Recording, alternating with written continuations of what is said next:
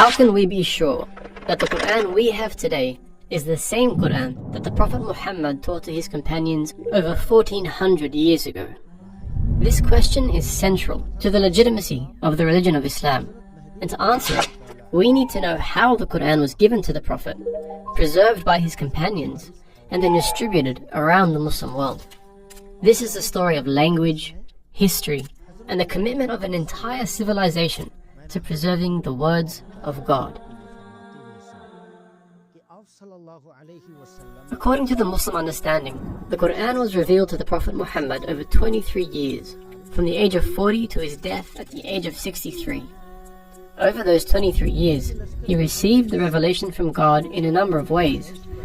Most commonly, it was spoken to him directly by the angel Gabriel, but at other times, it came during his dreams, and on a number of occasions, it even came to him directly from God, and he experienced this as the sound of a heavy bell, after which the words of the revelation were made clear to him. Throughout those 23 years, the Prophet endeavored to share the revelation with those around him as soon as it came.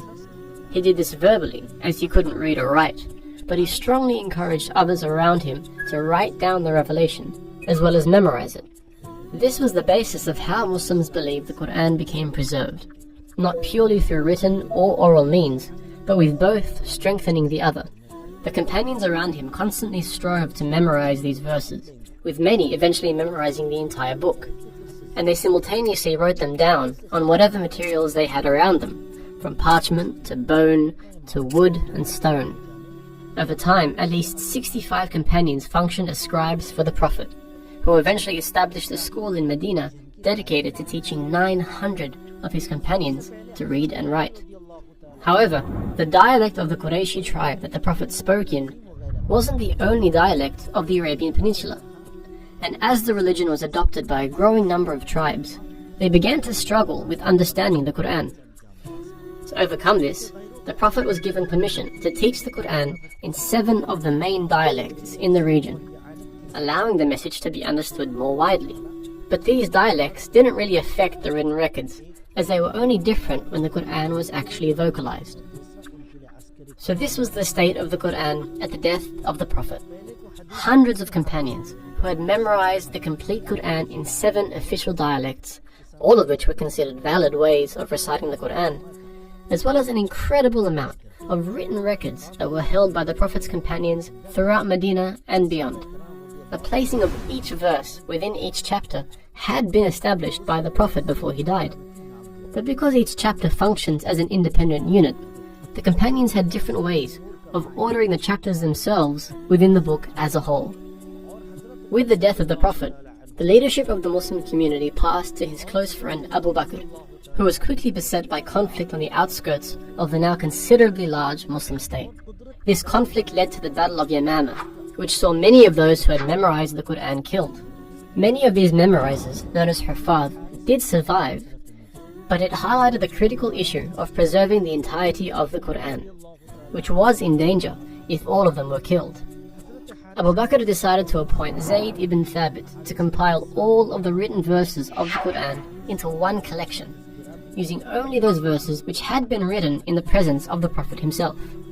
These manuscripts would then be verified by those who had memorized the entire Quran at the hands of the Prophet. This was where the important concept of tawatur, or multiply attested sources, came into play. In order to be 100% sure that a verse of the Quran was in fact a verse of the Quran, it needed to have multiple independent chains of transmission from different memorizers of the Quran. In this way, any verse that came to Zayd could be corroborated through both written and oral means, essentially guaranteeing that every single verse put in the final book was conveyed by the Prophet. Once this had been completed by Zayd, he penned the completed text, which became known as the Suhuf, and gave it to Abu Bakr. This was now the official text of the Quran. With the death of Abu Bakr, it was given first to Umar, and then to Hafsa, the widow of the Prophet, when Umar passed away. Throughout this time, the religion had spread incredibly rapidly, now reaching from Libya in the west to Khurasan in the east. With this influx of non-Arabs who had embraced Islam, those 7 official dialects began to cause some issues. Variant readings were beginning to crop up, and in order to stamp out the issue, The then Caliph Uthman decided that the original Qurayshi dialect would have to become the official reading of the Quran. He appointed a committee of 12 companions to essentially repeat the process of Zayd ibn Thabit, gathering all of those primary sources, rectifying any differences, and confirming them with those who had memorized the text orally. Once this had been completed, he sent for the original Suhuf, which was still being held by Hafsa, and compared the two collections for any differences. Once completed, this final copy was read out to Uthman and the companions, who all agreed upon its accuracy, and they decided to burn the original sources in order to avoid any future divergence with the text. Now this text is referred to as the Uthmani Mus'haf, and it was the first written Quran to be sent throughout the Muslim world with accompanying reciters. It's considered to be exactly the same as the Quran we read today, with only one pretty big difference. It didn't include any skeletal or diacritical marks, which are essential in differentiating different words which otherwise look exactly the same. For example, this is the word for elephant, fil, and this is the verb to kiss something, qabbal. However, when you remove the markings, they both look exactly the same. This was how the Mus'haf was written. Now, whilst these diacritical marks weren't invented until 30 years after the death of Uthman, these markings, what are called skeletal dots, were known to the Arabs at the time of Uthman. But he must have intentionally decided not to include them in his original Mus'haf. Now, whilst we don't really know why, one possible reason is that he wanted to ensure that the Quran would always be taught and preserved through both written and oral methods. And that's where those official reciters who were sent out with copies of the Mus'haf came into play.